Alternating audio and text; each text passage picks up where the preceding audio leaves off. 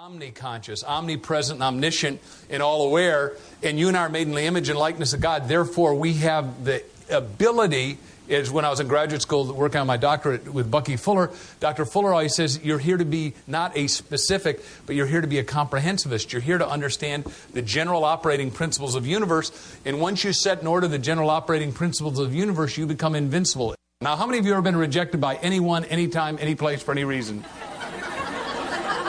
See, because if you're going to take God's eyes and look through your heart, what have you got to do? You've got to banish rejection.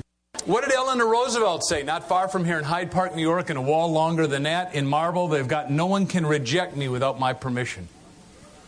Isn't that true? How many of you got kids or grandkids? I've got 2 little daughters at home that I'm enamored with. They are now respectively 9 and 11. Both have baby blonde hair, dazzling blue eyes, physiques of little Olympians. We taught them how to answer the phone. Now, the law of polarity says you're either going to go towards full functionality or being dysfunctional. And there's a couple people out there that teach how to be dysfunctional, but we all know how to do that. So let's go for the corollary. And you had our colleague and good friend, Dr. Wayne Dyer, here, right, who talked about how to be a self-actualizing, fully functioning, no-limit human being. And if you're that, you also go towards self-mastery. By the way, you either go for self-mastery and spiritual self-mastery or no mastery. What do you mean I get to go spiritual mastery? Well, why not? Why not? Go for the whole enchilada. In any case, the average kid answers the telephone, yep. And somebody says, your mom there? And they go, yep. Could I talk to her? Nope. No! That's dysfunctional. So we taught our daughters to answer the phone, happy home of the Hansens. Everyone go, aww. A couple of years back, I'm on a program in Dallas that just wows my heart. The President of the United States on, world's biggest builders on, Ross Pro's on, and I get to be tie-up. I call home and Elizabeth answers, the way you ought to live is with enthusiasm. How do you want to live? Now, enthusiasm, the last letters are I-A-S-M. I am sold myself. I'm convinced that I'm important. I'm convinced that I'm here to make a contribution. I'm convinced that I'm here to make a difference. Otherwise, you wouldn't come to a seminar like this. Oh, not me, man. I just want to pop beer, watch football on Sundays, and flip the remote control. No, that isn't it. And the people that are going to do that are going to get... I'm not saying that's bad. I'm just saying that they're going to have some awakenings.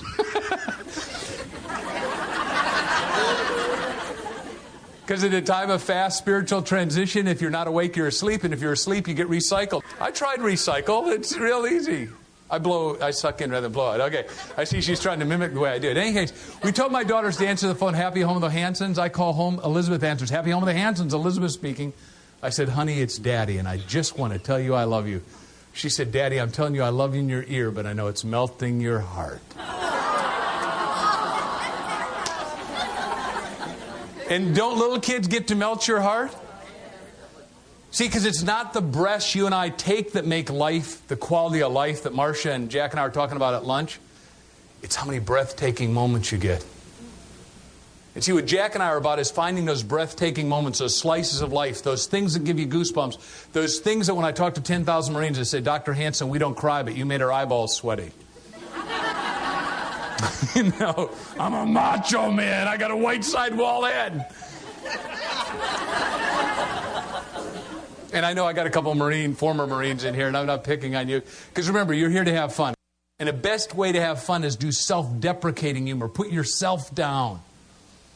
When John Kennedy is running for president, he's talking to an elementary school. A little kid pensively raises his hand and says, excuse me, but how did you become a hero? He said, they sunk my ship. I mean... And when Ronald Reagan is running for president and he knew that Fritz was going to hit him on his age issue because he was 70 years, never call yourself old. If you're looking through God's eyes, you're eternally young, and perception is your age. Now, if you're 15 or something, you don't want to get younger, right? You want to suddenly become an adult and drive and get a license and all that stuff. But for most of us in the room who are baby boomers, you know, the point is just keep getting better. Is that true? Yes. I mean, I just bought my wife a birthday card and said, let's get older. You go first.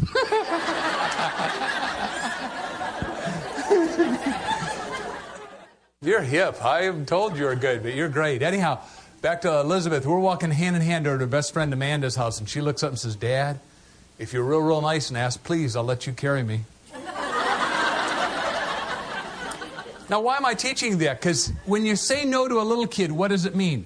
Nothing. Kids are rejection-proof, and the kid's spirit of you.